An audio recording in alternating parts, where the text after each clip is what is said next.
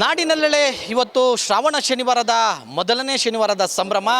ಅಂತೆಯೇ ಬೆಂಗಳೂರು ಗ್ರಾಮಾಂತರ ಜಿಲ್ಲೆ ದೊಡ್ಡಬಳ್ಳಾಪುರ ತಾಲೂಕಿನ ಇತಿಹಾಸ ಪ್ರಸಿದ್ಧ ಚಿಕ್ಕಮದುರೆಯ ಶನಿಮಾತ್ಮ ದೇವಾಲಯಕ್ಕೂ ಕೂಡ ಇವತ್ತು ಭಕ್ತರ ದಂಡೆ ಬೆಳಗ್ಗೆಯಿಂದ ಕೂಡ ಆಗಮಿಸ್ತಾ ಇದೆ. ನಾನು ದೃಶ್ಯಗಳಲ್ಲಿ ಕೂಡ ನಿಮಗೆ ತೋರಿಸ್ತಾ ಹೋಗ್ತೇನೆ. ನಾವು ದೃಶ್ಯಗಳು ಕೂಡ ನೋಡ್ಬೋದು. ಇವತ್ತೇನು ಶ್ರಾವಣ ಮಾಸದ ಮೊದಲನೇ ಶನಿವಾರದ ಸಂಭ್ರಮದ ಹಿನ್ನೆಲೆಯಲ್ಲಿ ಸಾಕಷ್ಟು ಜನ ಭಕ್ತಾದಿಗಳು ಇವತ್ತು ಶನಿಮಾತ್ಮನ ಮೊರೆ ಹೋಗಿರುವಂಥದ್ದು.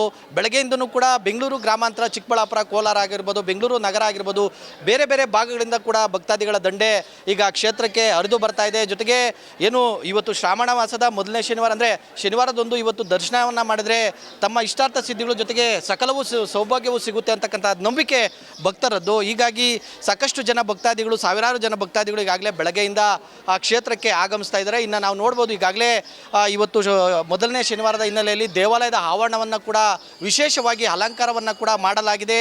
ಒಳಗೆ ಏನು ಸಾಕಷ್ಟು ಒಂದು ರೀತಿಯಲ್ಲಿ ಭಕ್ತಾದಿಗಳು ಏನು ಬರ್ತಾರೆ ಅವ್ರಿಗೆಲ್ಲ ಸಕಲ ಅಂದರೆ ಸದ್ದಿ ಸಾಲಿನಲ್ಲಿ ನಿಂತ್ಕೊಂಡು ದರ್ಶನ ಮಾಡೋದಕ್ಕೆ ಎಲ್ಲ ಸಕಲ ಸವಲತ್ತುಗಳನ್ನು ಕೂಡ ಇಲ್ಲಿ ಮಾಡಿಕೊಂಡಿರುವಂಥದ್ದು. ಜೊತೆಗೆ ವಿಶೇಷವಾದ ಅಲಂಕಾರ, ಹೂವಿನ ಒಂದು ಕಂಗೊಳಿಸ್ತಾ ಇರ್ತಕ್ಕಂಥ ಹಿನ್ನೆಲೆಯಲ್ಲಿ ಹೂವಿನಿಂದ ಬೇರೆ ಬೇರೆ ರೀತಿಯಲ್ಲಿ ಅಂದರೆ ಹೊರಭಾಗದಲ್ಲಾಗ್ಬೋದು, ಒಳಭಾಗದಲ್ಲಿ ವಿಶೇಷವಾದ ಅಲಂಕಾರವನ್ನು ಕೂಡ ಮಾಡಲಾಗಿದೆ. ಜೊತೆಗೆ ಸಾಕಷ್ಟು ರೀತಿಯ ಮುನ್ನೆಚ್ಚರಿಕೆಯನ್ನು ವಹಿಸಿ ಇಲ್ಲಿ ಪೂಜೆಯನ್ನು ಕೂಡ ಮಾಡ್ತಾ ಇರುವಂಥದ್ದು. ಏನು ಮೊದಲನೇ ಶನಿವಾರ ಆಗಿರ್ತಕ್ಕಂಥ ಹಿನ್ನೆಲೆಯಲ್ಲಿ ಇವತ್ತು ಸಾಕಷ್ಟು ಮಂದಿ ಕ್ಷೇತ್ರಕ್ಕೆ ಬರ್ತಾ ಇದ್ದಾರೆ. ಜೊತೆಗೆ ಈಗಾಗಲೇ ಹೊರಗಡೆ ಭಾಗದಲ್ಲೂ ಕೂಡ ಏನು ಭಕ್ತರು ಸರದಿ ಸಾಲಿನಲ್ಲಿ ನಿಂತ್ಕೊಂಡು ನಿಧಾನವಾಗಿ ಬಂದು ದೇವರ ದರ್ಶನ ಮಾಡ್ಕೊಳ್ಳೋದಕ್ಕೆ ವ್ಯವಸ್ಥೆಯನ್ನು ಕೂಡ ಮಾಡಲಾಗಿದೆ. ಒಟ್ಟಾರೆಯಾಗಿ ಮೊದಲನೇ ಶ್ರಾವಣದ ಶನಿವಾರದ ಸಂಭ್ರಮ ಸಾಕಷ್ಟು ಕಳೆ ಕಟ್ಟಿದೆ. ಜೊತೆಗೆ ಕೆಲವರು ಹಬ್ಬವನ್ನು ಕೂಡ ಇವತ್ತು ಮಾಡ್ತಾರೆ. ಯಾಕಂದರೆ 4 ವಾರಗಳು ಇದೆ. ಮೊದಲನೇ ವಾರ ಆಗಿದ್ದರೂ ಕೂಡ ಸಾಕಷ್ಟು ಸಾವಿರಾರು ಭಕ್ತಾದಿಗಳ ದಂಡೆ ಶನಿಮಾತ್ಮನ ದೇವಾಲಯಕ್ಕೆ ಹರಿದು ಬರ್ತಾ ಇದೆ. ಮಂಜುನಾಥ್ ದಿನ್ನೂರು, ರಿಪಬ್ಲಿಕ್ ಕನ್ನಡ, ದೊಡ್ಡಬಳ್ಳಾಪುರ.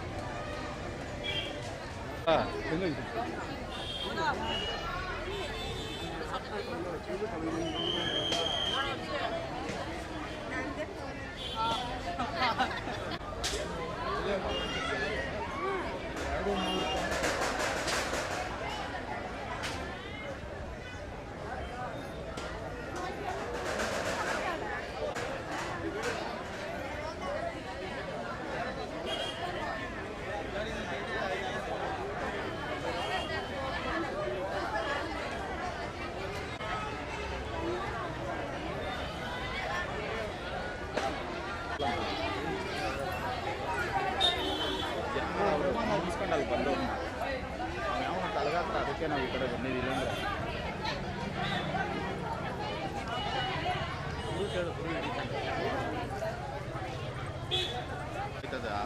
ಸುಮ್ಮನೆ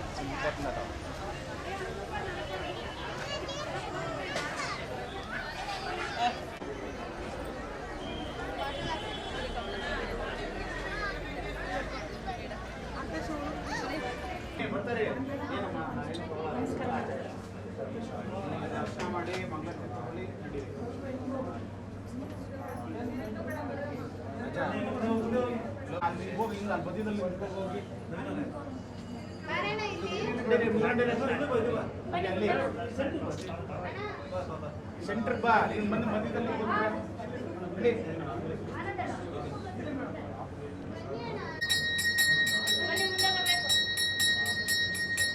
ನಿಂತ್ಕೊಂಡ್ಬಿಡಿ ಬನ್ನಿ.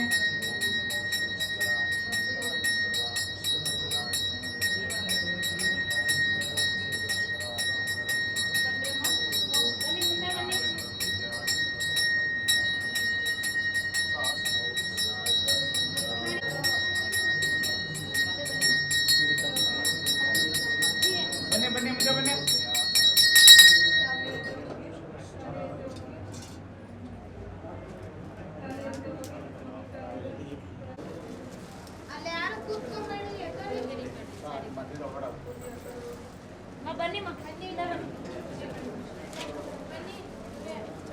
ಹೋಗಿ ಮುಂದೆ ಹೋಗಿ.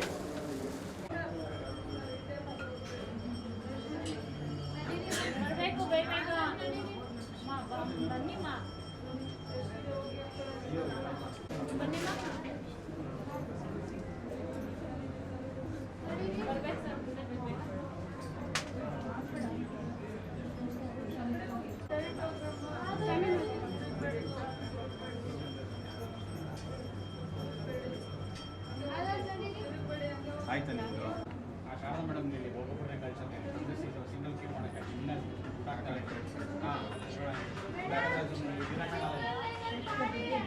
ಹಾಂ ಬನ್ನಿ ಬನ್ನಿ ಮುಂದೆ ಬನ್ನಿ.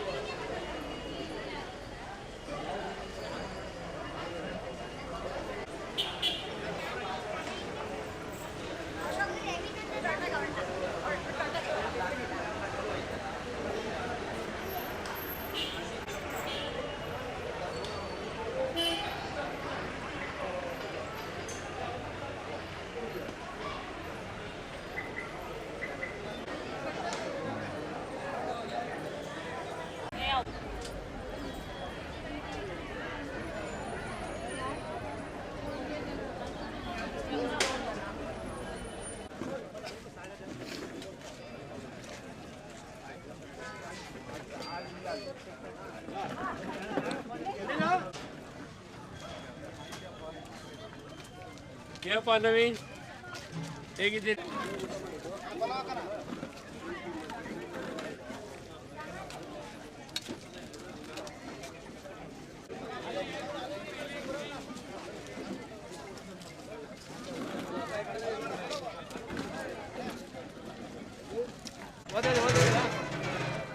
ಸಾಂಬಾರ್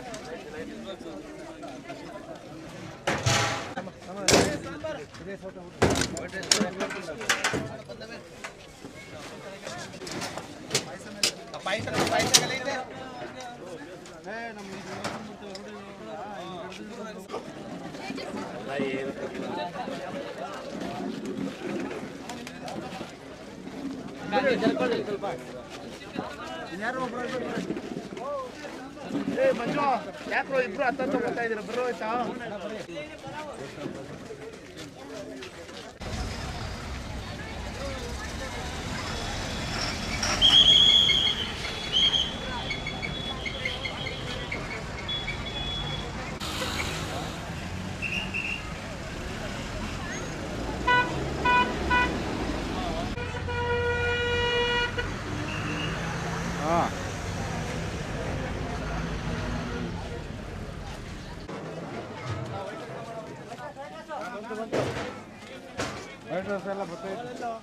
ಬಂತೆ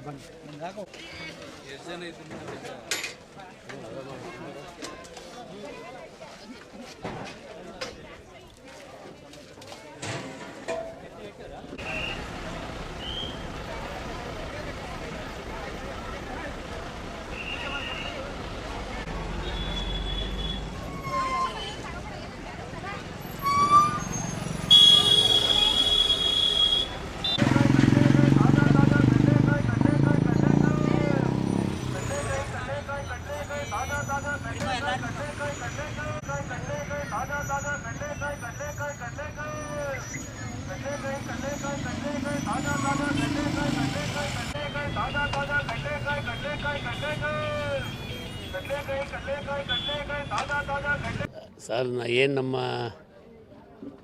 ಹಿರಿಯರ ಒಂದು ಮಾರ್ಗದರ್ಶನದಲ್ಲಿ ಸರಿಸುಮಾರು 2-2.5 ದಶಕಗಳ ಹಿಂದಲೂ ಸಹ 23-24ನೇ ವರ್ಷ ಅನಿಸುತ್ತೆ ಇದು.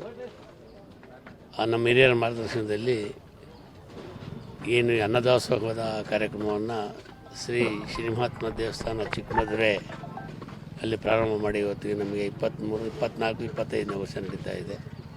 ಹಿಂದೆ ನಮ್ಮ ಹಿರಿಯರು ನಮ್ಮ ಹಳ್ಳಿಗಳಲ್ಲಿ ಹೆಸರುಬೇಳೆ ಪಾನಕ ಆ ಥರದಲ್ಲಿ ಅವರು ರೂಢಿ ಮಾಡ್ಕೊಂಡಿದ್ರು. ತದನಂತರ ನಾವು ಹಂತವಾಗಿ ಈ ಕಾರ್ಯವನ್ನು ಅನ್ನದಾಸೋಹ ಕಾರ್ಯಕ್ರಮನ ವರ್ಷದಲ್ಲಿ ಒಂದು 5 ಕಡೆ, ಪ್ರತಿ ವರ್ಷ 5 ಕಡೆ ನಡೆಯುತ್ತೆ.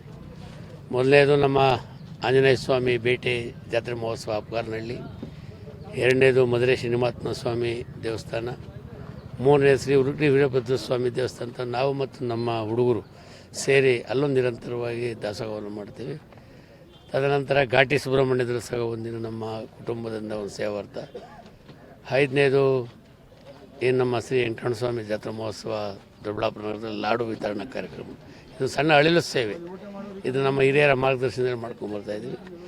ಇವತ್ತು ನಮ್ಮ ಹಿರಿಯರಾದಂಥ ದಿವಂಗತ ಶ್ರೀಮತಿ ತಿಮ್ಮಯ್ಯ ಗಂಗನಮಕ್ಕನವರು ಅವರೆಲ್ಲರೂ ಅವರ ಒಂದು ಜ್ಞಾಪಕಾರ್ಥವಾಗಿ ಅವರ ಸವಿ ನೆನಪಿಗಾಗಿ ಇದನ್ನು ಇದೇ ರೀತಿ ನಾವು ಮತ್ತು ಅವ್ರ ಕುಟುಂಬದ ಎಲ್ಲ ಮಕ್ಕಳು, ಸೊಸೆಯಂದಿರು, ಮೊಮ್ಮಕ್ಕಳು ಎಲ್ಲ ಸಹ ನಡೆಸ್ಕೊಂಬರ್ತೀವಿ.